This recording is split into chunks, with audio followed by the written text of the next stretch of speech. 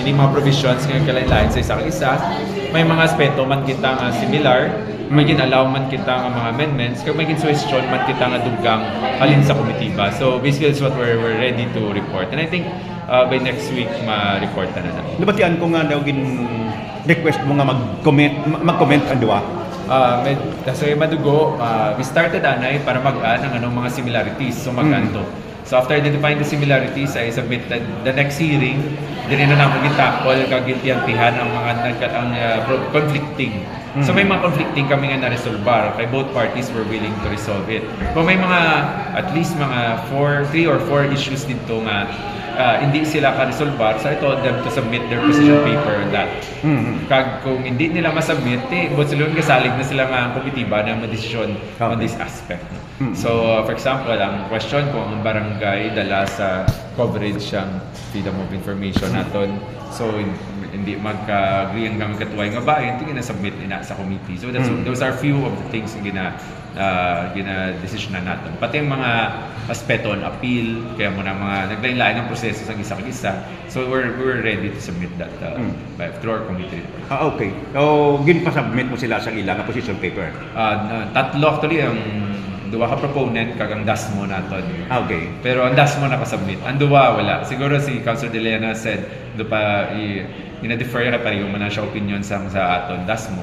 Pero sa kay Councilor Mabilog why siya ka-receive. Although ang baya karon katuan niya ko to maybe to submit ko ano man ang comments on the committee. Pero sa bayan attorney sang DASMO, ano yung ilang posisyon?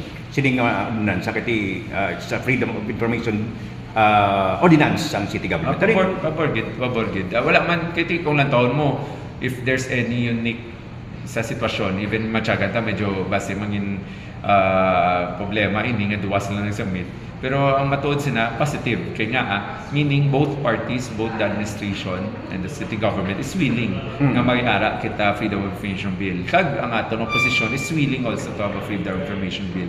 So ara na sa komitiba kung paano naton may para nga duwa ka parties kag makita nila nga ara man ang ilang mga suggestion dira. In case sir na hindi sila ka-submit until next week, ano matabo sila? I-resolve lang sa committee? Ara na. Ara naman ang aton resolution on the matter. Ara na sa committee report. We given ample time for them to submit their paper. I think the issue only here is the 24-hour nga wala nila nakabaton magbasa sa committee report. So, basically, they need more time. But yung kilanlan, hindi nila sa kadlaw para masahod na. And we welcome that. So, lat-laton talang.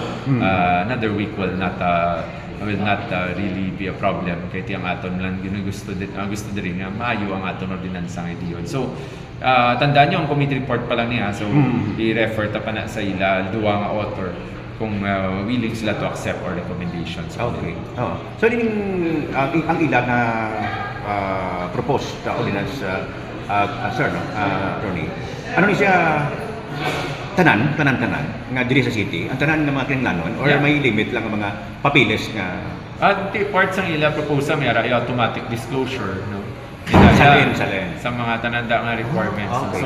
So mayara kita yung inaayagin na data. Pero mayara man yung mga privileged information, executive information, nga mayara mga personal records and covered by confidentiality laws. So inaaya kinahanglan malisensya ka gid kung pasugtan ka o hindi, kung valid yung mo rason o hindi. But even those that are, for example, yung SALN number mo, possibly ma-request mo na. Pero may reduction na, meaning may mga aspeto dira nga hindi mo dapat yung mabasahan sa publiko. For example, kung may asawa kaya hindi mo siya public official, ara siya sa SALN mo, tinga ara di ngalan, ara di edad, ara iya mga detalye, so i-remove na niya, i-blacken na. So part na sang kaundan sa atong rekomendasyon. Pag sino may responsibilidad nga mag-redact sa mga details. Sir, kinbantayan isang aton na kumulo yun since nag-umpisa ang sa aton na council. Anong aton na pasalig si Dekati is Freedom of Information Ordinance? Tiyan tagid, no? At the top of everything is ang tinutuyo nga may access ang pumuluyo sa impormasyon sa mga detalye nga importante para sa ila. So, albeit that we have two ordinances submitted by two proponents, so we are working hard to reconcile this. Ang may hindi natin ma-reconcile, ginapakitaan man pamagi by studying it and seeing what's best for the city. No?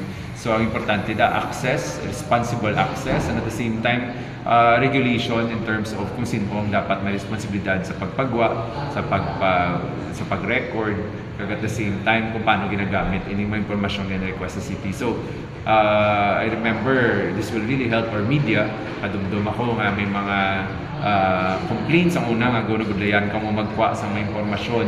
So arada, in fact, in the crafting of the IRR, wala sa duwa ka proponent pero gina-include nato ng media as one of the mangin parte, a representative from the media mangin parte sa pag-craft sa IRR.